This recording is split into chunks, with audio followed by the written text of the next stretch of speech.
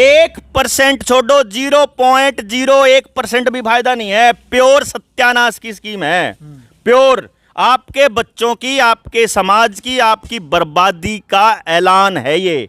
अगर आपने आज खुल के विरोध नहीं किया तो अगला नंबर आपका होएगा। इसी के तहत अग्निपथ की भर्ती हो रही है और इसको किसी भी कीमत पर भर्ती होने नहीं देंगे। यूपी और बिहार के बेरोजगार और गरीब लोगों से ये गुजारिश है कि भाई इस भर्ती में आप अपने बच्चों को मत भेजना। किराए के टट्टुओं हैं, जो जिनको मैं अग्निवीरों को किराए का टट्टू बोल रहा हूं, वो किराए के टट्टू बनेंगे और वो हमारे ही लोगों के सामने खड़े होंगे बंदूक लेके और हमारे ऊपर ताबड़तोड़ गोलियां चलाएंगे जब तक कि रोबोट नहीं आ जाते।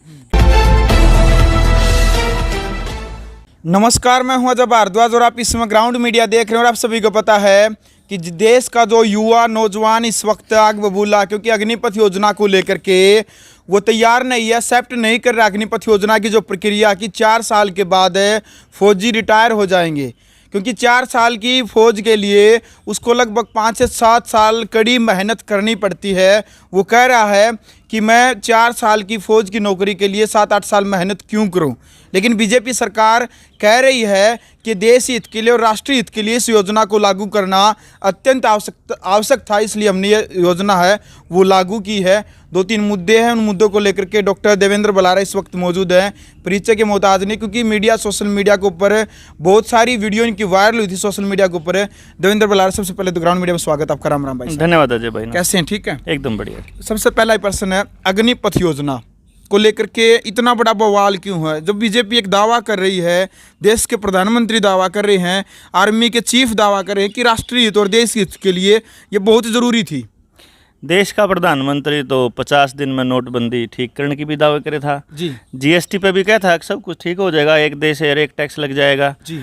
ये तो नोट उसमें जब टाइम पे लॉकडाउन लाया जब भी कहता है 1 दिन के लॉकडाउन में तोड़ देंगे, साइकिल 21 दिन में तोड़ देंगे, 1 महीने में तोड़ देंगे। ये तो आज तक भी नहीं मान रहे थे। देश का प्रधानमंत्री का तो नाम ले तो सब तो झूठा आदमी। अगर सेना के 3 जनरलों का नाम ले तो उनने अपनी साख खोली 3 आदमियों ने। ये 3 आदमी तो किसी लायक बचे नहीं, अपने शकल दिखाने लायक बचे नहीं समाज में, क्योंकि इतना बड़ा प्रोपेगेंडा सरकार चला रही है। ऐसा हो ही नहीं सकता कि उनने ना बेरा हो। जनरल रावत इसके खिलाफ थे और उनको निपटा दिया गया। जैसे राजीव दीक्षित भाई को निपटा दिया गया था, जैसे लाल बहादुर शास्त्री जी को निपटा दिया गया था, क्योंकि वो देश को ये स्थायी समाधान दे रहे थे अनाज का। लाल बहादुर शास्त्री व्यवस्था का स्थायी समाधान दे रहे थे भाई राजीव दीक्षित, और सेना में इस टेम्परेरी पोस्ट के खिलाफ थे जनरल रावत। इससे पहले आपको ध्यान हो, अगर पुलवामा पे तो इन्होंने आज तक स्पष्टीकरण नहीं दिया, वो तो सबको पता है कि किसने करवाया था। और अपने ही देश के अंदर आतंकी हमलों को अगर आईएसआई से ही ये देते हैं तो ऐसे प्रधानमंत्री का तो मतलब कोई वो नहीं। दूसरा, इनकी आईटी सेल और इनके मीडिया चैनल देते हैं सलाह इस बात के ऊपर कि दूसरे देशों के अंदर भी ऐसी योजना चालू है। उसके ऊपर 2-4 बात हैं। इजराइल छोटा सा देश है, कोई सेना में जाना नहीं चाहता। अमेरिका, चाइना, रोटी के लाले नहीं पड़े हुए वहां देशभक्ति के नाम पे कोई नहीं निकलता घर से बाहर, क्योंकि वहां पर पैदा होते ही वो अपने अधिकार मांगते हैं और बोलते हैं आप हमें खाने को दोगे, कन्फर्म है। सेना में भारत के नौजवान केवल 2 कारणों से जाते हैं। पहला कारण, जिसमें सबसे प्रमुख कारण आता है, वो कि वो भगत सिंह को पढ़ के बने, पढ़ के पले बढ़े। लाल बहादुर शास्त्री, सुभाष चंद्र बोस जैसे लोगों को, उनके लिए सेना का मतलब देशभक्ति। और दूसरा, वो नौजवान भी कई बार जाते हैं मजबूरी में कि हमें और कोई नौकरी नहीं मिल रही है, उसलिए भी सेना में जाते हैं कि वहाँ बहुत ज़्यादा पढ़े लिखे, भाई BA MA की जरूरत नहीं है, चलो आप 12वीं पास में भी चल जाएगा। बिल्कुल। उन लोगों को 4 साल में इन्होंने रिटायरमेंट की बारी कर दी। एक सवाल तो मैं पहले भारत में के हिसाब से कर लूँ, भारत की आर्मी के हिसाब से, फिर मैं दूसरे देश आ पाऊँगा। भारत में अगर कोई रेगुलर भर्ती में शामिल होता है, 4 साल बाद अगर वो सेना को कहे कि मैं घर जाना चाहता हूँ, मेरा काम हो गया 4 साल में, जितने मैंने पीछे कमाने थे कमा लिए, मैं घर जाकर इन रुपया ने इन्वेस्ट करके धंधा करना चाहूँ, सेना आने नहीं देती। 15 साल कम से कम नौकरी करनी पड़ती है। जिन नौजवानों ने आज रिटायरमेंट लेना चाहते हो, आप दे दो ना रिटायरमेंट पूरी पेंशन के साथ, नहीं देगी पेंशन। वो सरकार कहती है, सेना कहती है कि तुम्हारी ट्रेनिंग पे जो पैसा खर्च हुआ है ना देश का, वो पूरा नहीं होया 4 साल में। तो 4 साल में तो उसकी ट्रेनिंग पे लगाए हुए पैसे भी पूरे नहीं होते भाई साहब, इतना भी काम नहीं करा होता जवान ने। तो ये क्या खेल है? ये खेल समझने के लिए आपको फिर उन देशों पे जाना पड़ेगा जिन देशों का ये एग्जाम्पल देते हैं, चाइना में भी, अमेरिका में भी और इजराइल में भी। तीनों जगह सेना का इस्तेमाल आज के टाइम पे आपके घर में घुस के वो ठोकने के लिए इस्तेमाल हो रहा है। बिल्कुल। इसका मतलब इनके पास सेना के लोग नहीं हैं इतने कि आर्मी से उधर से आ जाएंगे। इनको देसी आदमी चाहिए थे। आशा वर्कर और आंगनबाड़ी वर्करों की दादागिरी अब चल नहीं रही हरियाणा जैसे जगह पे, तो इनको फिर अब जवान चाहिए कि यार इनके घरों में घुसना है, इनकी ज़मीन हथियानी है, इनके डांगर हथियाने हैं, इनको वैसे ही हालत में लेके आना जैसे चाइना के उस बुजुर्ग की वह वीडियो वायरल हुई थी। उसका सोशल क्रेडिट स्कोर कम था, लाल था, भाई साहब उसको मूतने नहीं दिया एयरपोर्ट के ऊपर। ये आर्मी वाले कर रहे हैं वहाँ, वो सफ़ेद कपड़े पहन के, पीपी किट पहन के। इसका मतलब ये हुआ कि ये आर्मी का इस्तेमाल वैसे करना चाहते हैं। ये हमारा बालक तो नहीं करेगा।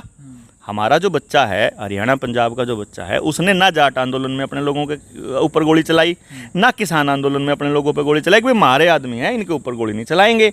तो इन्होंने खेल खेला भाई। इसका मतलब तो जो हमारे गुंडे हैं, जो इनके गुंडे हैं, इनके सरकारी गुंडे, जिनसे ये आगजनी करवाते हैं, जिनसे इन्होंने तोड़फोड़ करवाई अभी इस आंदोलन की आड़ में, ये उन लोगों को बंदूक दे के हमारे सामने खड़ा करना चाहते हैं। नफरत ये पिछले 7-8 साल से उनके जहन में फेंक ही रहे हैं। तो ये असली मकसद है आने वाले टाइम में न्यू वर्ल्ड ऑर्डर को लागू करना।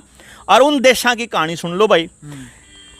रशिया को टूटने के बाद, जब यूएसएसआर टूटा, उसके टूटने के बाद वहाँ जो शॉर्ट टर्म सर्विस करते थे आर्मी में, वहाँ, और शीत युद्ध जब हुआ, शीत युद्ध उसी को बोलते थे, रशिया के अंदर जो रूस की क्रांति जो बोलते थे, उसके बाद ना वहाँ आर्मी के जवानों को शॉर्ट टर्म में रिटायर करना शुरू कर दिया।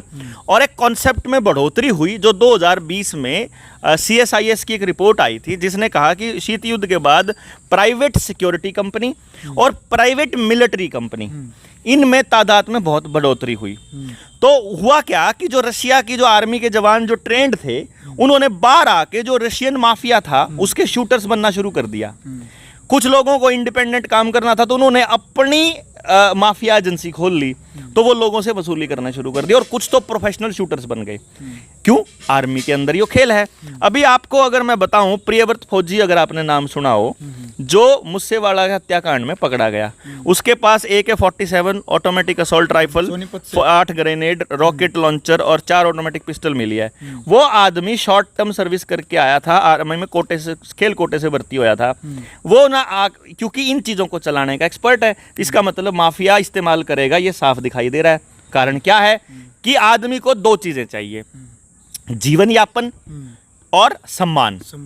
अगर उसका जीवन यापन और सम्मान है तो वो नशे की तरफ भी नहीं जाएगा और वो अपराध की तरफ भी नहीं जाएगा।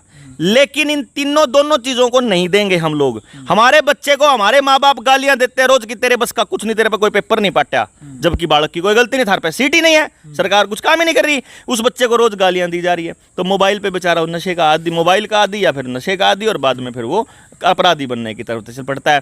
तो यो काम करता है। ये तो काम हो रहा है रशिया के अंदर, कश्मीर माफिया ने काम किया। एक आदमी का नाम बताऊंगा, जॉर्ज स्पिट, अगर आपने सुना हो। ये मर्सिनरी था। मर्सिनरियों के भरोसे इस आदमी ने महेंद्र सिंह बलारा, जो कि फिजी का प्रधानमंत्री हुआ करता, चौधरी महेंद्र सिंह, उसका तख्ता पलट इसने ऐसे ही फौजियों की मदद से किया था। क्योंकि इन फौजियों को किराए पे ले सकते हो आप कोई छोटा मिशन करने के लिए। रशिया का और यूक्रेन का युद्ध हुआ तो रशिया ने यूक्रेन के अंदर इस वक्त ऐसे ही फौजी तैनात किए हुए हैं। इराक के ऊपर जब युद्ध किया था उस वक्त भी अमेरिका ने ऐसे ही फौजियों की तैनाती की थी इराक में। और बगदाद का जो ये निसौर चौक था, वहां तो 17 लोगों को मार भी दिया था। उनके 4 लोगों को, जो ब्लैक वाटर नाम की कंपनी थी, उसके 4 लोगों को फेडरल कोर्ट, जो यूएस की फेडरल कोर्ट है, उसने दोषी करार दिया था। लेकिन बाद में डोनाल्ड ट्रंप जब राष्ट्रपति बना तो उन 4 को उसने माफ कर दिया था। बाद में इस ब्लैक वाटर जो सिक्योरिटी कंपनी थी, इसने उसका नाम बदल के XE सर्विसेज कर दिया। कहने का मतलब क्या हुआ, जो मैं आपको ये बता रहा था कि ये इस्तेमाल इसके लिए करने वाले हैं। अभी जैसे आर्मी की ये लगभग 3-4 लाख एकड़ जमीन को इन्होंने बाकायदा ड्रोन से पूरा जियो टैगिंग कर ली है। और अब ये जियो मैपिंग के बाद में इसको बेचने वाले हैं। अगर आर्मी ज़्यादा रहेगी तो वो विरोध करेगी, वो उसके लिए वो निकाल रहे हैं धीरे धीरे। 3 साल में भर्ती नहीं हुई है, 70,000 आर्मी के जवान हर साल रिटायर होते हैं। इसका मतलब ये हुआ कि लगभग 2.5 लाख आर्मी के पद खाली हो चुके हैं और उनमें से लगभग इतने ही पद वो खत्म कर चुके हैं। तो पद ही खत्म तो मतलब भर्ती नहीं होगी। ऐसे ही पुलिस के अंदर है, जो रिटायर हो रहा है उसकी जगह पे पुलिस में भर्ती नहीं हो रही है, होमगार्ड वालों को अपॉइंटमेंट दे रहे हैं। टीचर्स में यही हो रहा है। LIC में यही हो रहा है, BSNL में यही हो रहा है, हेल बेल सेल और जितने तमाम सरकारी, चाहे रेलवे हो चाहे रोडवेज हो, हर जगह पर रिटायरमेंट के बाद पदों को खत्म करके ठेके और आउटसोर्सिंग से भर्ती हो रही है। और ये आउटसोर्सिंग वाले किराए के लोग देश के लिए काम नहीं कर सकते, ये तय है। समाज के अंदर जब इस आर्मी की इस जमीन को बेचेंगे और उस वक्त समाज के लोग खड़े होंगे इस विरोध में, जब ये जैसे अग्निपथ के विरोध में लोग खड़े हुए हैं, जैसे आगे जमीन जब काबू करेंगे किसानों की उसके लिए खड़े होंगे, जब भूखमरी आएगी उसके लिए खड़े होंगे, जिस वक्त ये पेट्रोल और डीजल का क्राइसिस लेके आएंगे जो 2030 तक न्यू वर्ल्ड ऑर्डर का एजेंडा है, तब खड़े होंगे। उस वक्त उन जो किराए के टट्टुओं हैं, जो जिनको मैं अग्निवीरों को किराए का टट्टू बोल रहा हूं, वो किराए के टट्टू बनेंगे और वो हमारे ही लोगों के सामने खड़े होंगे बंदूक लेके और हमारे ऊपर ताबड़तोड़ गोलियां चलाएंगे जब तक कि रोबोट नहीं आ जाते। क्योंकि अगला जो टारगेट है वो रोबोट्स, ड्रोन और आर्टिफिशियल इंटेलिजेंस और हाई CCTV कैमराज का, हाई रेजोल्यूशन CCTV कैमराज का। तो आपके ऊपर टोटल निगरानी और टोटल कंट्रोल, ये मकसद है न्यू वर्ल्ड ऑर्डर का और यही चल रहा है। और इसी के तहत अग्निपथ की भर्ती हो रही है और इसको किसी भी कीमत पर भर्ती होने नहीं देंगे। यूपी और बिहार के बेरोजगार और गरीब लोगों से ये गुजारिश है कि भाई इस भर्ती में आप अपने बच्चों को मत भेजना, ये देश की बर्बादी का रास्ता है। हरियाणा और पंजाब तो खड़ा हो गया है, आप भी इसके विरोध में खड़े होइए और इस भर्ती को मत होने दीजिए, नहीं तो आपकी बर्बादी तय है। अगले 2 साल के बाद जो ये देश के अंदर अराजकता ला करके देश में दंगे करवाने की खुराक में है ना, इसको कामयाब नहीं होने देना। जनता सरकार मोर्चा इसके खिलाफ खड़ा है और खड़ा रहेगा। अच्छा देवेंद्र भाई, पूर्व जनरल VK सिंह, उनका भी बयान आया है इसी मुद्दे को लेकर के। उनका कहना है कि भाई जो ये प्रक्रिया, परिवर्तन प्रकृति का नियम है, बदलाव तो होगा एक दिन तो देश के अंदर। भाई जरूरी नहीं जो चीज चलती आ रही है कि वो चलती रहेगी, मतलब कभी तो बदलाव होगा। ठीक है, तो बदलाव हो गया है तो इस ये किसी के ऊपर थोपी तो जा नहीं रही भाई, युवा के ऊपर। भाई जिसने नु लग गया है कि भाई मैंने देश की सेवा करनी है, राष्ट्रभक्ति करनी है, देशभक्ति करनी है, वो फौज में आओ। अबे जिन्हें नौकरी करनी है तो बेशक ना हो, डॉक्टर बन जाओ, वकील बन जाओ, और जो अन्य नौकरी वो कर लो। जिन्हें रोजी रोटी अपनानी है तो ना हो इसमें। ठीक है, तो भाई ये किसी के ऊपर थोपी नहीं जान दिया। ठीक से आप उस जनरल VK सिंह से सिर्फ इतना पूछ लो कि भाई एक बात बता, और कौन सी नौकरी छोड़ी है तने, और कौन सी रह रही है, पहले हम तो ये बता दो। दूसरी बात, मेरा बच्चा पेंटर बनना चाहता है और वो गांव में रहना चाहता है, उसके गांव में रह करके उसको अच्छा पेंटर बनाने की कौन सी सुविधा दे रखी है सरकार ने। और अगर कोई पेंटर आदमी अगर बैठ के धंधा करने लग जाए तो आपके टैक्स और प्राइवेट ट्यूशन के नाम पे आप जा करके गुंडा वसूली करने शुरू कर देते हो। किसी ने काम नहीं करने देंगे और नौकरी छोड़ेंगे नहीं, तो इसका मतलब तो ये अराजकता लाना चाह रहे हैं। रही बात बदलाव की, भाई बदलाव हो जाकर है, लेकिन बदलाव सरकार के जो जनता के नौकर हैं, जो ये नेता हैं, ये नौकर होते हैं। नौकर मालिक से पूछे बिना बदलाव नहीं कर सकता उसके घर में। यू घर जो है ना, यो देश लोगों का है, ये अपने घर में। अच्छा नौकर आप तेन कह देगा बोला बदलाव तो होया करे, मैं तेरा बेड न्यून तो न्यून करने लग रहा, मालिक तो पूछे बिना। घर का सारा सामान ठाठा न्यून कर दे, बोला बदलाव तो होया करे, यो कोई तरीका होया करे। मालिक तो पूछ तो लो पहले, जो स्टेक होल्डर है उनसे पूछा जाए पहले, उनकी सलाह ली जाए पहले। या तो तुम्हारी वो भर्तियां हो रही हो 3 साल वाली जो रिक्त पद हैं पहले वो भर, उसके बाद जो और खाली पद पड़े हैं वो सारे भर, उसके बाद अग्निवीर ऑप्शन में रख दे। बिल्कुल आप कह रहे हो, कौन मना कर रहा है? अच्छा आप कह रहे हो देश की जनता पूछे।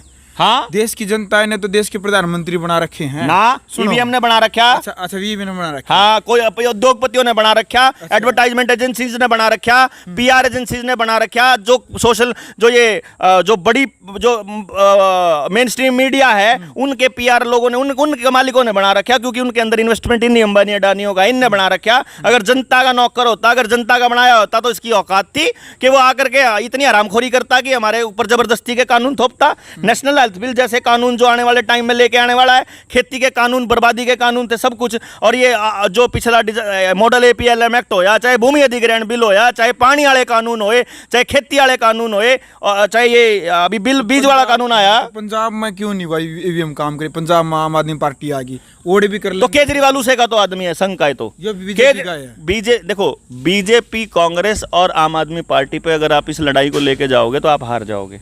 ये पार्टियों की लड़ाई नहीं है, ये उन लोगों की लड़ाई है जो 13 घराने जो न्यू वर्ल्ड ऑर्डर वाले हैं, रॉथस्चाइल्ड, रॉकफेलर, बिल गेट्स और जो रानी के अंडर जो काम करते हैं, वो घराने तय करते हैं किस देश के लोग किसको चुने, क्योंकि आपके लोगों के दिमाग के अंदर मीडिया की मदद से वो चीज़ थोपी जाती है आपके लोगों के।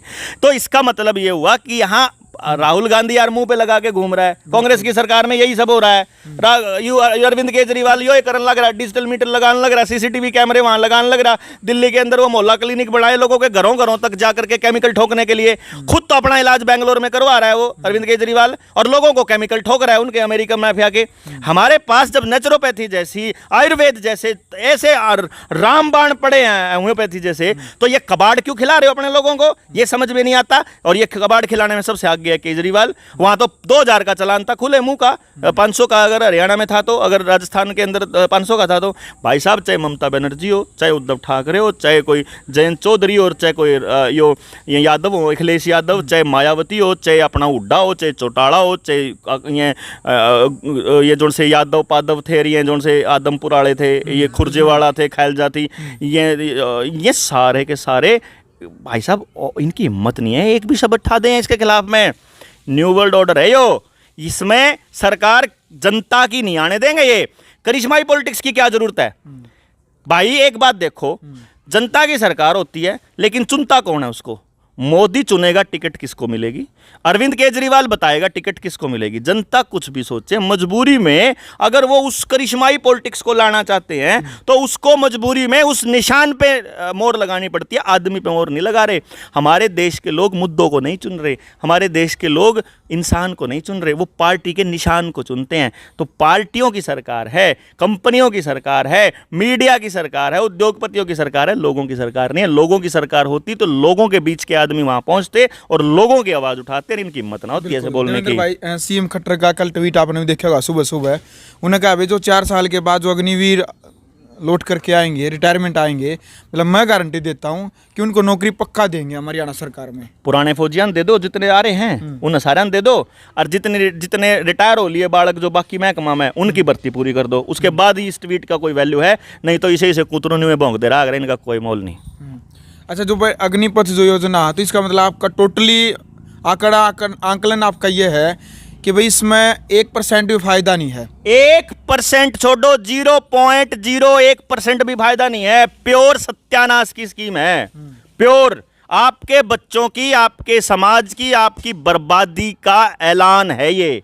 अगर आपने आज खुल के विरोध नहीं किया तो अगला नंबर आपका होएगा। अच्छा, किसान आंदोलन तो जीत गए थे भाई साहब, अब जो जवानों का जो आंदोलन है इसमें क्या अलग है? क्योंकि जो जवान है वो भी डांठे मार के आने लग रहे हैं, और आर्मी चीफ ने भी कह दिया भाई जो भी इस आंदोलन में शामिल होगा उसने हम फौज की नौकरी नहीं देंगे, अग्निवीर नहीं बनाएंगे। फिर ये आंदोलन कैसे जीत देंगे? सबसे पहली बात तो उन तन्यू पूछ लो, अगर पहले हम कौन सा तुम दे रहे हो, 3 साल हो तो बंद कर रहे हो, बोले हम नौकरी नहीं देगा, दे को नहीं रहे तुम तो, ठीक है। दूसरी बात ये डाठा मारने वाले भाइया ने कह दें भाई लड़ाई लुक का कौन लगाएंगे, डाल कौन लड़ी जा करती, छाती अड़ा के लड़ी जा कर है।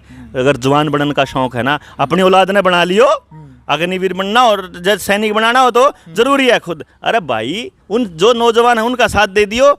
देखो किसान साथ है, जवान नहीं था उस युद्ध में। अगर आपको याद हो किसान आंदोलन वाले युद्ध में, किसान आंदोलन में जब किसानों को मैं जाके देखता था तो भाई जवान नहीं है, तो कहीं ताउआ तक आ गया भाई बुढ़े बड़कन तो न्यू कौन लिया, एक हुए ना वो तो साथ है, मैं गाँव में तो साथ दे हैं, पर हुए ना उनके खेस हो जाओगे। मैं कहता हूँ ये नौकरी भी खत्म होने वाली है, क्या कि केस आगे कोई भर्ती कौन होंगी, उन्हें लिया हो, उन्हें बोला भाई रहने दे। तो जी हमारे बुढ़िया ने जीत लिया किसान आंदोलन, ये तो बुढ़े जवान इकट्ठे हो रहे हैं, तो इसमें तो मतलब है को नहीं कि हार जाएंगे। बस ये जो डरावा है इससे डरने की जरूरत नहीं भाई, नौजवानों टेंशन लेने की जरूरत नहीं है। देखो किसानों के ऊपर जो कानून बनाए थे इन्होंने कई मुकदमे लाए थे, सरकार छेड़ की थी बाद में, और उन्होंने न्यू कहा था भाई सारे मुकदमे वापस लेवांगे। मुकदमे जवाना के भी उल्टे हो जाएंगे, टेंशन क्यों ले रहे हो, जय अड़े रह गए। तो इब की बार तो कुछ लोगों ने ऐसी गलती कर दी कि और तब धरना ठा लिया स्थगित के नाम पे कि इनके खिलाफ मुकदमे। इब के तो अपना धरना जब उठेगा जब सारे के खिलाफ हो मुकदमे वापस हो लेंगे, रोड़ा है खत्म, क्यों टेंशन ले रहे हो? आओ छाती ठोक कर बाहर निकला मारा, इनका टक्कर दिखाएंगे नहीं किनकी के औकात है। ये झूठ की बुनियाद पे बने हुए महल आपकी एक ठोकर से ढह जाएंगे, कोई टेंशन नहीं है। आओ और न्यू वर्ल्ड ऑर्डर की धज्जियां उड़ाओ, टेंशन लेने की जरूरत नहीं भाई। चलो भाई वीडियो आपने देख लिया। फिलहाल हमारे साथ है युवा है, नौजवान है, doctor Devendra Balara. Media social media के ऊपर पहले भी इनकी काफ़ी वीडियो वायरल हुई, उसी को लेकर के एक बार फिर जो अग्निपथ योजना जी हाँ, इस वक्त अग्निपथ योजना को लेकर के पूरे देश के अंदर जो बवाल मचा हुआ है, एक आंदोलन की, एक बड़े आंदोलन की तैयारी बिहार से लेकर के हरियाणा तक या पूरे अन्य जो राज्य हैं उनकी यदि मैं बात करता हूँ, हरियाणा के अंदर भी लगातार खाप पंचायतें इकट्ठा होने लग रही है इसी मुद्दे को लेकर के। अब जो भाई साहब की जो बातचीत है, क्रिया की प्रतिक्रिया अब आपने रखनी है कमेंट बॉक्स में, आपकी पर्सनल राय क्या है। यदि आपको ये वीडियो अच्छी लगी तो वीडियो को ज़्यादा से ज़्यादा शेयर करें और ग्राउंड मीडिया चैनल को सब्सक्राइब करके बेल आइकन दबाएं। ग्राउंड मीडिया के लिए अपने कैमरामैन सोगिंजार के साथ मैं जब भारद्वाज।